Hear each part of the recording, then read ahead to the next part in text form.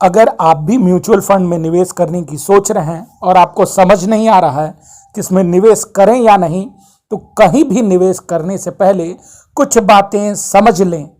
बहुत सारे लोग म्यूचुअल फंड्स में पैसा लगाते हैं, लेकिन एसआईपी में निवेश करना जोखिम भरा भी हो सकता है। म्यूचुअल फंड्स बाजारों से जुड़े हुए हैं और बाजारों में कीमतें गिरती और बढ़ती रहती हैं। अगर आप पहली बार निवेश करने की सोच रहे हैं तो इसके बारे में पहले ठीक से पता कर लें या किसी विशेषज्ञ से सलाह ले लें। पहली चीज, सही म्यूचुअल फंड्स का चुनाव करना बहुत जरूरी है। म्यूचुअल फंड में निवेश करने से पहले सही म्यूचुअल फंड्स का चुनाव करें। ऐसा फंड करें जिससे आपको फायदा हो और कोई जोखिम भरा ना हो। म्यूचुअल फंड्स कई तरह के होते हैं और आपको अपनी जरूरत के हिसाब से म्यूचुअल फंड्स का चुनाव करना चाहिए।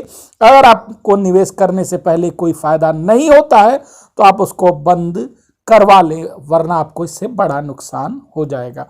दूसरी बात, अपने लक्ष्यों को ध्यान में रखकर पॉलिसी चुनें।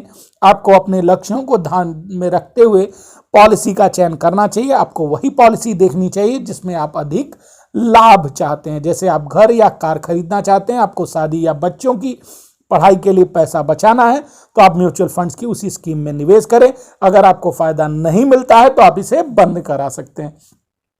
शेयर बाजार के चढ़ाव और उतार का असर, इस फंड में आपको नुकसान भी होता है क्योंकि इसे जोखिम भरा माना जाता है। यह बाजारों से जुड़ा हुआ है।